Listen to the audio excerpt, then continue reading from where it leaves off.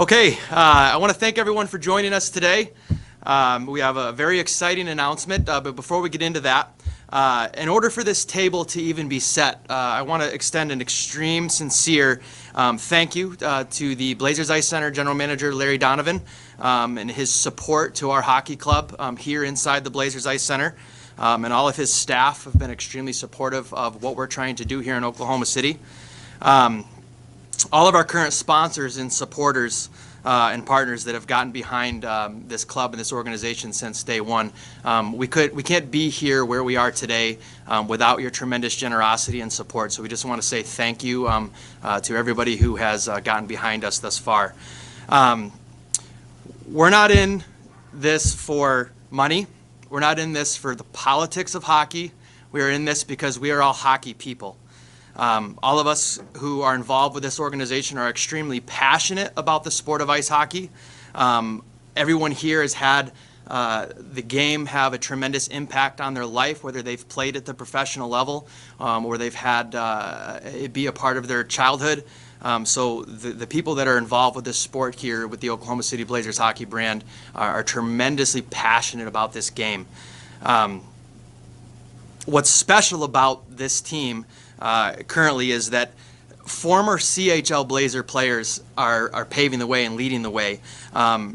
People who have brought championships to this city, bled for the fans that love this game. Names that you know: head coach and president of the Blazers, Tyler Fleck; assistant coaches Gordon Bell, Marco Cefalo, Stacy Bauman, Sean Connors, Mighty Marty Standish. We're very fortunate to have Coach Doug Sauter here with us today.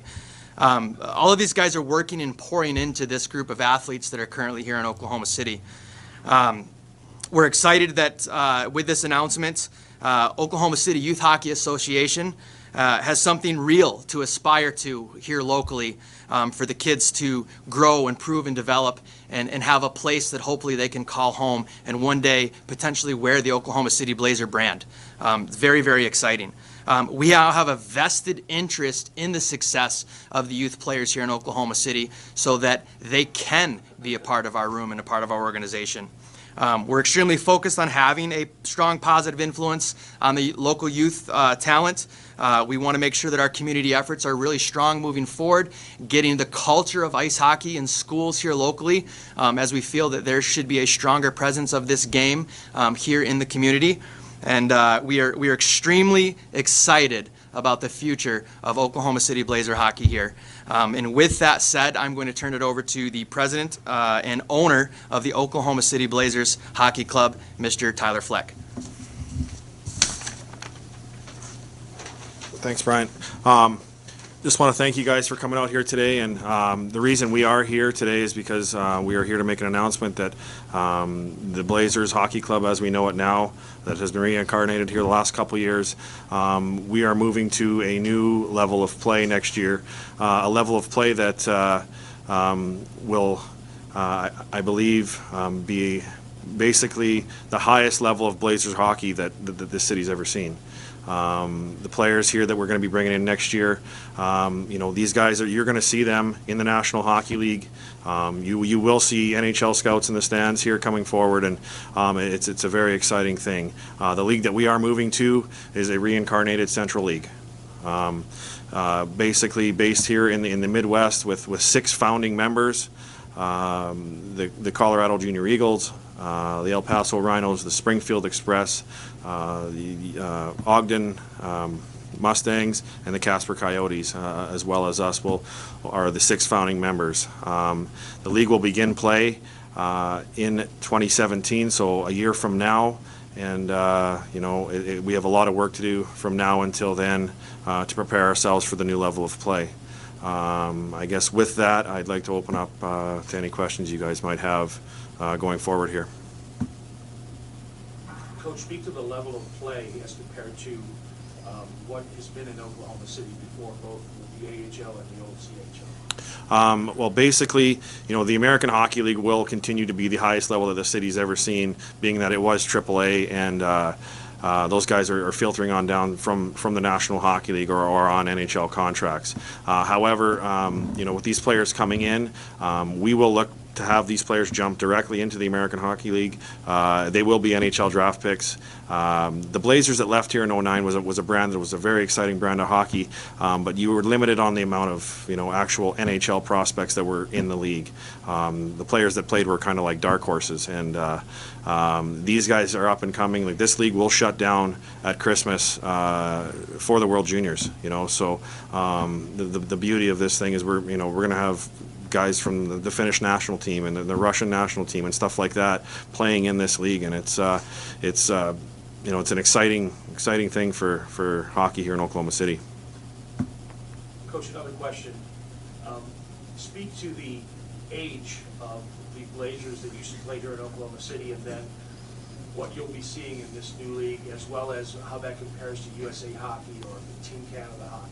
Sure. Well, basically, when I came down and played with the Blazers, I played here for 10 years. When I came down, I was 20 years old, and came for the end of my 20-year-old year. Doug brought me in, and my first full year, I was a 21-year-old. The average age of those guys was about 23 years old. The average age of this group will be 19 or 20 years old, so a little younger, a little hungrier, but we're talking about NHL prospects and future D1 scholarship players and stuff like that. So it's going to be a bit younger, but nonetheless, it's going to be some world-class hockey for sure. The follow-up to that is there a difference between what USA Hockey or Canadian hockey, where they can recruit from, as compared to this league, and where they'll be able to get their talent pool? Right. So this league is based at under the American Athletic Union, I believe the AAU and the UHU, meaning it's not part of Hockey Canada. It's not part of USA Hockey. USA Hockey and Hockey Canada kind of have restrictions on, limitations on how many imports you can bring in, players from other countries and stuff like that. I think in USA Hockey and the USHL, which this will be similar to, is for imports. We will basically be wide open, and so we'll be allowed to recruit the best players from around the world, and not just limited to players from one country. So that's what makes this very, very exciting. We will be hosting camps on the other side of the world. We've already done it once, and we did it in the Czech Republic, and we've had some very good results out of that. And that's just at the Tier 2 level. Now that this is full-blown Tier 1 major junior, it's we'll be in Russia, we'll be in Sweden, we'll be in Finland, we'll be in the Czech Republic, looking for those players. And it's that's in a nutshell the difference between how USA Hockey does it and Hockey Canada. Will it change at all the length of your season as compared to what it is currently? Well, currently, I think with the 6 founding members being involved, there'll be a minimum of 50 games played. I'm thinking it's probably going to be around 52 to 56, in my opinion, when it's all said and done. It just depends if this league does expand by any more teams prior to the opening puck drop in 2017. But right now, I think the low mark is a minimum of 50 games, and plus I think there'll be a showcase in there as well. But 50 games, and then obviously an NHL style playoff format will be adopted, and that's kind of how it'll go. Is there a place we can find these other 5 teams, or are they all just for future reference? Yeah, I mean, obviously El Paso, Texas, it's the El Paso Rhinos. So you can go to elpasorhinos.com, Okay. and same with the Springfield Express, the Colorado Junior Eagles, the Casper Coyotes, and then the Ogden Mustangs. I think I get all that's the other 5, right? Sorry, I'm just ready. So it's the Colorado Junior Eagles, Casper Coyotes, And Ogden. Ogden, Utah. Yeah, it's the Ogden Mustangs. Yeah, Wonderful. yeah. Thank you. Coach, we play in the Blazers Ice Center now. It's a relatively small building. Is there any plans on expanding to a bigger building here?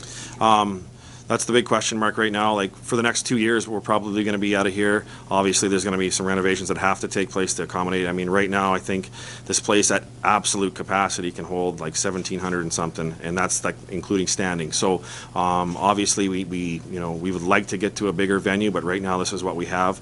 There are things in the works that could potentially put us in a pro quality arena. Obviously, if things change downtown at the Cox Convention Center, possibly we could play there too.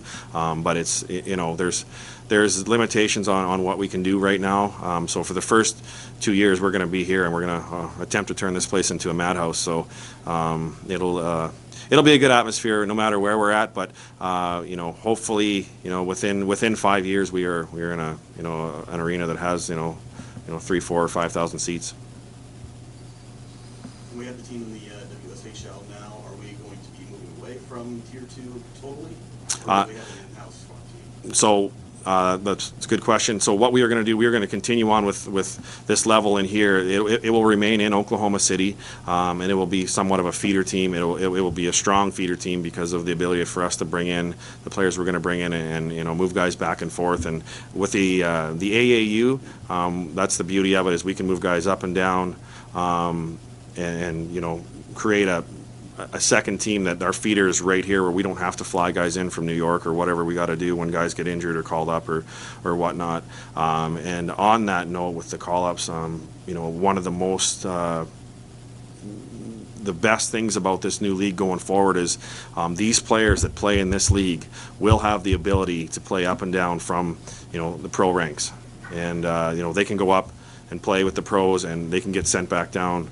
And that's, you know, that's another great thing about being involved with the AAU. So we're going to see guys up and down with NHL farm clubs within this season we're playing, you know. So it's pretty exciting for them, and that alone will attract, you know, we're going to, you know, the caliber player that's going to come in here just because of that reason alone from Europe is going to be through the roof. Coach, your general manager spoke about vision for this town in hockey and how everyone that works for the organization has a passion. Being a former Blazer and playing here at Oklahoma City, can you speak a little bit about your vision and your desire of seeing this come to fruition of the Blazers' name continuing on in this city? Yeah, and well, so when this set out, I mean, I played here for 10 years, and Doug was my coach for 10 years, and when Blazers hockey went away, this city was not the same, and we heard it. We heard it every day, every week, that, you know, I wish the Blazers were back and stuff like that. And, you know, the team that we've had here for the past couple of years is a junior version of the Blazers. However, the vision remains the same. And now that we are able to relaunch a Blazers hockey club that is probably better than any Blazers hockey club that's ever been here, is extremely exciting. And our ability to give true Blazers hockey back to these fans at a high level, and the fact that it's happened in just 3 years is really exciting. And you know, we want to be able to be out in the community like we had before, and you know, there's an immense amount of community pride that goes along with being a Blazer, and we do our best to have the guys we have here now out in the community, in schools, doing events and stuff like that, and really growing the game at the grassroots as well. You know, it's a brand that was tattooed on the hearts of people from corner to corner in this state, you know, and when they were gone, there was people that were heartbroken, and I was one of them, you know, as a player, and it changed my life forever. And so the opportunity we have in front of us to you know, give back something that meant so much to so many people, you know, it's something that we take a lot of pride in, and we're super excited to be able to take a stab at her. Coach, back in the day, the Blazers often set attendance records, and you had so many people in this town that were so stuck in love with the Blazers and showed up to every game Yeah. possibly could. If you had every one of those people right now that had no idea Blazer hockey was playing again here in Oklahoma City, if you had them sitting in front of you, what would you tell them right now? You know, I think there people would just shed some tears, to tell you the truth. It meant so much to so many people, and the fact that it's not being brought back by some guy that has no affiliation with the Blazers, or no, you know, obviously you need sponsors and you need backers to pull something like this off, but you know, the fact that it's coming back via guys that wore the jersey and it meant so much to, and the guys that could relate to those people, that's the biggest thing. And you know, we hope that we can bring back everything that those people felt for, you know, since 1992 and then in the earlier years. So